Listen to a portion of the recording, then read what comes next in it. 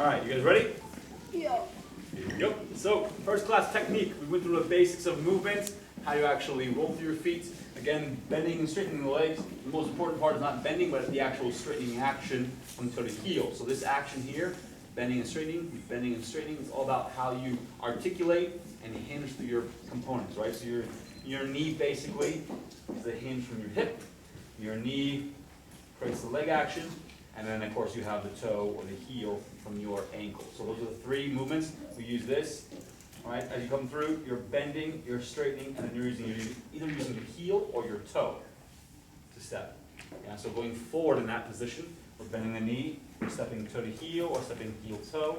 Either way, it's about transferring into a straight leg. Going backwards, slightly different. You're bending the knee, you're pushing off on the front foot. Once you place your foot, once it's drawn back, then you push off the foot. So from here, you push off your right to go to your left, left to go to your right, and you're driving. And then once you place your heel, release the toe, or release the next foot, excuse me, from here. And place, you'll feel that heel strike just briefly, release the front leg, and then take your step again. Those are your actions of tripling, triple to the side.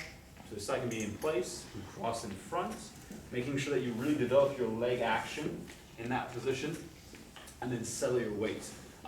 We went through dynamics of how you bend your knees, kind of softening. So when you bend your knees, you're creating different action. It doesn't look as pretty, but it's a lot more about how you dynamically move and create that quality of movement. Yeah. So quality of movement, I might bend my knees here, but I'm going to come right back up again and straighten my legs. So it's okay to bend your knees sometimes to create a dynamic of level change, then come right back out of it again, more comfortable. So that was what we did. We walked around the room a few times. We did triples, walk, walk, triple step, walk, walk, triple step. How do you keep the rhythms and your timing? So walk, walk, triple, and step. So again, you can interchange that. You can go walk, triple step, walk, walk, triple step, walk, triple step, triple step, triple step. All the variations of your feet that you want to use. Just keep that playing with the music on time. Most important part. Then from there, we went into rotation. So rotation movements for the leader and follower. Spot turns. You place their foot to the front like this. Basically, it's a one-footed turn, but we're doing it in a rotation with a triple step. So we have triple step. Again, focusing on the spot itself. So if I'm looking at you, I'm turning my body, and then my head follows through. Yeah. Other side, same thing. Turning around, following through. Then you have your traveling turn. So preparing your body, you're traveling down the track. Main thing is to focus on the stopping part right here. Underneath you, your body is centered, and you shift underneath to move. And you stop there. Same thing this way, you stop and hold. Then we do a full rotation, and that's the result. So as you're moving, same position as you finish. So for your spins, we did tuck turn for the ladies, 2, tuck and turn, we turn around, 5 and 6, finishing that position. Inside roll, same thing, 3 and on 4, same position. Do it from a free spin, so ladies had to do it by themselves, and stop on that 4 before they go 5 and 6. Gentlemen, underarm turn, 1, 2, 3, and 4, 5 and 6. So to show you that one time, how that looks, we did different variations from here. Walk, 2, 3, and turning into the hand, 5, and changing the hand or keeping the hand. Underarm turn again, we go the other direction, 3 and 4, 5 and 6, back to normal. Inside roll for the ladies, 2, 3 and 4, 5 and 6. Whip with an outside roll, 3 and 4, double outside, 5, 6, 7 and 8. And she finishes comfortably there in a very solid position. So these are our movements for our rotation. The next was more styling. Yeah, from here we did our movement as you back up, guys. 1 and 2, we turn our bodies at an angle, 1 and our 2. We take the hand, you kind of just swing back and forth. So this is the base for the styling. Was from the hip itself is what's leading. And then we take her into a pattern, whether it be straight back into our sugar push. We can do other patterns where we bring her in and rotate it out. These are other options and alternatives we didn't really get into for the class. But mainly, frame it, and then back on out, anchor in place. So it goes 1, 2, 3, 4, 5, and 6. Yeah. Another option would be to bring her in a little further and create an underarm turn. 1, 2, 3, 4, 5, 6, 7, and 8. If you want to go faster, it'd be more 1, 2, 3, and 4, 5, and 6. If you want to really quick time, hang out 3, 4, 5, and 6, 7, stop, 8. So those are ways you can initiate your movement. Is back up 1 and 2 and go really big, guys. Exaggerate that. Give her that space. Stay in the way, but give her the space to move into you. You don't want to dip too far. Some of you are dipping. Yeah, so be careful of that. Stay more here. Engage left pec. From here, that brings your body through, and you're more upright to finish with her. Yeah, so that was the angle change on that one. That can also be applied to this one. Where you come across, 3 and 4, 5 and 6. Really creates a dynamic of speed changes there. Yeah, the next class was more footwork based. We talked a lot about theory in the end, which we'll get to in a minute.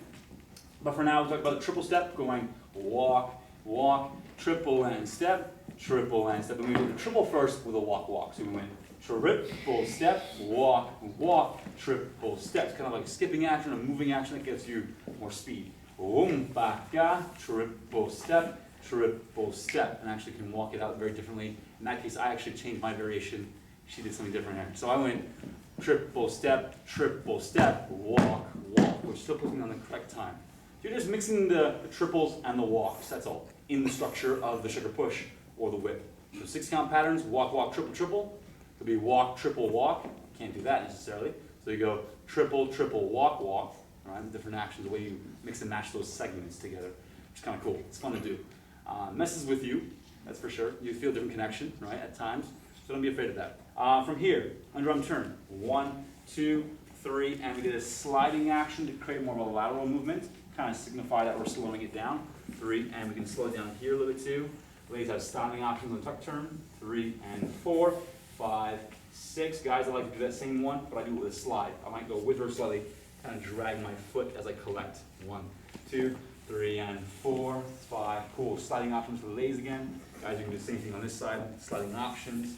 And we stop there. We also have check side, side and close, like this. So we do an underarm turn, for example. Let me go side and close, or cross. 1, 2, 3, and 4, side and close. Yeah. So those kind of actions can be done effectively. Oh, that's right, arm styling. That's most important. Yeah. You're definitely going to want this one. I'll go ahead and do it. Thanks a lot. Okay, so from here, arm styling, that was a really funny class, to say the least, but a lot of times you're dancing, you want to be able to know what your body's doing in your frame, in your upper half. You know? So from here, your arm styling went from your pant seam, so it's very conservative, very relaxed. You can see here, if I take my left hand more as a follower, and I kind of just graze the outside like this with my fingertips, it's very conservative, 5 and 6. Be a little more provocative, bring it in a little bit. Yeah, so a lot of options on that. As far as your movement goes in your hips, you have the belt, the new belt, go new belt and open.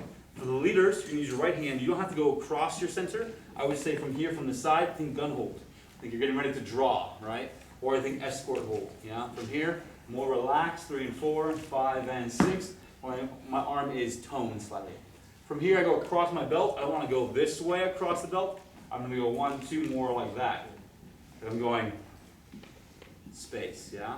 So it's about 1, 2, open the space, and then back on out, it's more relaxed. The next part, so ladies, you have your belt, then back to relaxed. You have your necklace, show off the new necklace, or come across your collarbone, they're relaxed, and then drop your wrist to come down, yeah? So it's open, ladies, you drop and collect, turn your wrist, and then come down, yeah? So it's open, drop, come down. You're gonna find you can put that in the mirror, see what looks good on you. Our bodies are all different, so obviously it's gonna look different with your extensions of your limbs, yeah? Ba-da-ba-ba, drop it down. Over the head, same thing, over and across. There's different ways you can actually shape your head, which you didn't really get into, but as far as your movement goes, be confident, look in the mirror, practice it so you know you look good. When you're not on the floor trying this stuff out, and you're like, I don't know how that looks. It'll make sure you actually are more confident with everything you're doing with your partner. The next thing is, as far as your movement goes, anything you're doing with musicality, your triple steps, your variations, your syncopations, listen to the sound, take a song. Your homework is to take that song and start diagnosing exactly what it is that's happening. So sounds that not only are on the instruments, but also on the vocals and lyrics. When you're dancing, a lot of times we confuse the two. So as far as dynamics are concerned, when you're dancing with a partner, how do you expect to convey information if you're not secure or comfortable with yourself with how to do that? So practice by yourself. It's the best remedy for all this stuff. Take a song, just go 1 and 2, 3 and 4, 5, and 6. Forget patterns. You do a pattern, you're thinking structure. You think sound, you're thinking ba-da-ba-ba. I'm thinking ba-da-ba-ba. I'm thinking connect, triple and hold.